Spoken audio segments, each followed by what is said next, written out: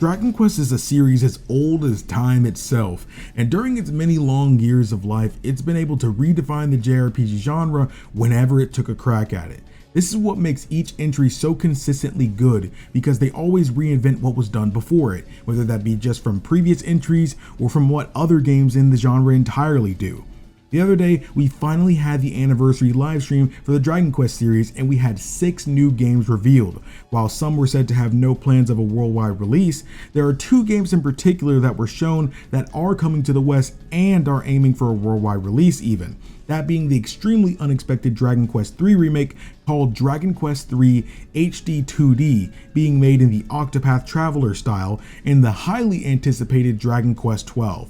So with this being known, I'll be making a similar kind of video for Dragon Quest III Remake, but for now, I'm really itching to make a video talking about everything I'd want to see in Dragon Quest XII and everything already confirmed for it.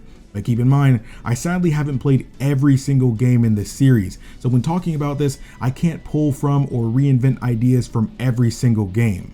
But with that being said, first things first. Dragon Quest XII: The Flame of Fate is one of the few games confirmed to be built using Unreal Engine 5, which can only be fully taken advantage of on next-gen consoles and PC. So with this in mind, I think it's safe to assume that the game will not be on last-gen consoles like PS4 or Xbox One, and sadly, of course, the Nintendo Switch either. Normally I'd be upset at this, as being on all systems is the smartest idea in my eyes, but if I'm honest, there comes a point in time in game development where sacrifices have to be made, and in this case it's developing for the current gen, even if many haven't snagged the consoles just yet.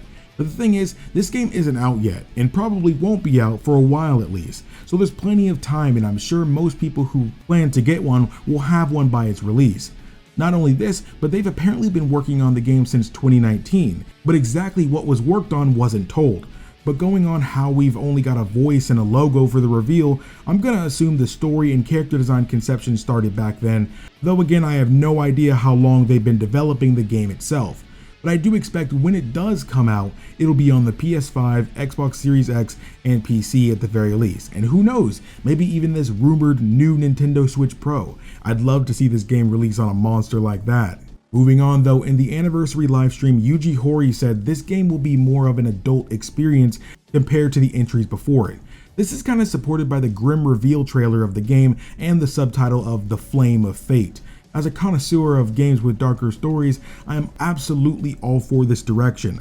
I've said it before, but when a writer wants to tell a story and they don't have to censor or exclude aspects that can reinforce points they want to make, I think the story truly comes out how it was meant to be. Censorship and exclusions can ruin the message of a game, so I hope the writers get to go all out and reinvent what a Dragon Quest story can be.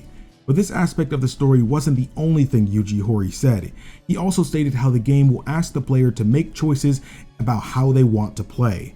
When you think about it, this could mean a few things. It could mean something as simple as difficulty options for the game, or it could mean there's some kind of narratively driven choice system that affects the story because of our decisions. I would love the latter of the two options, primarily because, as far as I know, it's something I've never seen this series even attempt before, and with how profound the stories can be, I'd love to see them give it a shot, despite me being worried about the topic of what's the canon ending and things along that nature. Yuji Horii was very hesitant with this part, and I think it's because he wasn't sure what exactly he's allowed to say, but he did say the game will include an updated battle system. This, in my eyes, is the most controversial point. This is obviously something that can be taken like they're attempting to make this an action game, which would likely play as an even better version of Final Fantasy VII Remake. But many who have taken this statement as such have started crying out their thoughts, and from what I gather, it seems split like this. Most who want to get into Dragon Quest with this game want it to be an action-oriented adventure, while many current Dragon Quest fans want it to be simply an updated version of the classic turn-based system. And as a more recent Dragon Quest fan, I honestly want both. So this is where I'll kind of get into my wants for this game. I want the game to be an action-oriented turn-based game. Being able to play the game turn-based or play the game in the action style at will by a quick visit to the options menu would be a perfect way to please everyone. I think this way the team will be able to make the action-oriented Dragon Quest they want to make, learning from games like Kingdom Hearts, Final Fantasy VII Remake, and Final Fantasy XVI even. With the action style, I want it to feel like Dragon Quest still. The magic commands still use the classic naming scheme. The animations feel like even more modern versions of their classic looks and more. And for the turn-based system, I want it to feel even more kinetic than Dragon Quest XI did. I want the animations to be fast and fluid, but I want new mechanics that support the story of the game. Maybe even the subtitle of the Flame of Fate.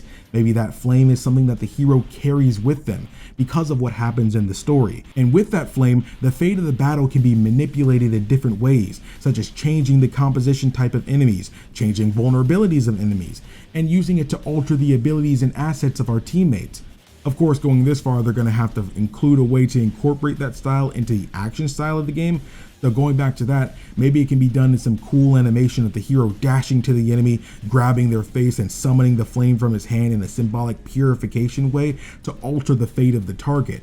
And when used for alteration of allies, it spouts out smaller flames and engulfs the affected teammates, and when it dies out, the change has taken effect. It'd be awesome to see if the hero could use the flames to alter the battle arena and shift the conditions over it, like making the earth swallow up foes by opening a hole in the ground, or shifting the weather to be a harsh winter to freeze enemies that are vulnerable to ice. Just some food for thought on that aspect. Another common trope for Dragon Quest is to have a silent hero, so I want to touch on that. If you want to get technical, the main character isn't silent specifically. They're quiet people usually, as said by the supporting cast, but the character in universe talks to these people. We see them do it, even have dialogue options to do so. And the reason I bring this up isn't because I want them to talk, but if, and that's a big if, they make the decision-making mechanic a vital aspect of the story and include more dialogue options for these decisions, I'd wonder what the harm of hearing the main character voice these things they're already saying would be.